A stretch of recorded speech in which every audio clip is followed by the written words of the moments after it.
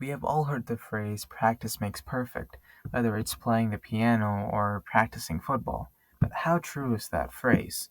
Well, it turns out it's pretty accurate, and it's all thanks to our brain's remarkable feature known as synaptic plasticity. Synaptic plasticity is the ability of the synapses, the connections between neurons, to strengthen or weaken over time in response to increases or decreases in their activity. Essentially, it's your brain's way of organizing its space by discarding synapses that are not being constantly used. Synaptic plasticity can be further divided into short-term and long-term synaptic plasticity. Imagine you're cramming for a test the night before. This type of intense short-term studying involves short-term synaptic plasticity. When you learn something new, a bunch of neurotransmitters such as glutamate get released from the presynaptic neuron into the synaptic cleft. They bind to receptors on the postsynaptic neuron, primarily AMPA and NMDA receptors. This increases the likelihood that the postsynaptic neuron will fire an action potential, which is the electrical signal that neurons use to communicate. When it does that, calcium ions enter the neuron, strengthening the synapse by adding more receptors, increasing the reception and transmission activity. Now think about practicing a skill consistently over weeks or even months, like learning to play an instrument. This involves long-term synaptic plasticity, and there are two different processes associated with long-term synaptic plasticity: long-term potentiation and long-term depression. The first is long-term potentiation, which is the long-lasting increase in synaptic strength following high-frequency stimulation of a synapse. NMDA receptors are ion channels that require the binding of glutamate to activate. Glutamate is released from the presynaptic neuron and binds to the NMDA receptors on the postsynaptic neurons. NMDA receptors are normally blocked by magnesium ions at resting membrane potential.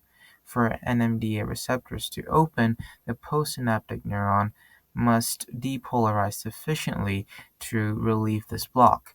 Once the magnesium block is removed, the calcium ions can enter the postsynaptic neuron through the NMDA receptor channel. The influx of calcium ions activates the signaling pathways that lead to the insertion of more AMPA receptors. Basically, the calcium ions are going to phosphorylate a protein kinase known as CAMK2.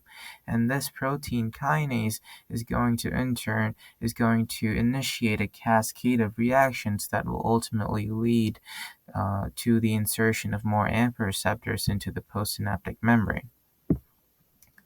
So more receptors lead to higher synaptic transmission, which leads to strengthened synaptic connections, enhancing synaptic plasticity. The other component of synaptic plasticity is long-term depression. Low-frequency stimulation leads to a smaller and more prolonged influx of calcium through NMDA receptors. This moderate calcium influx activates protein phosphatases, which dephosphorylate key proteins involved in AMPA receptor trafficking. The dephosphorylation of these proteins promotes the removal of AMPA receptors from the postsynaptic membrane. These AMPA receptors are removed from the synapse through clathrin-mediated endocytosis, reducing the number of functional receptors at the synapse. The weakening of the synaptic connection helps to fine-tune neural circuits and is important for processes such as forgetting and synaptic scaling. So the less receptors there are, the lower the sensitivity of neurotransmitters, which weakens the synaptic connections between the two neurons, enhancing synaptic plasticity. Thanks for watching.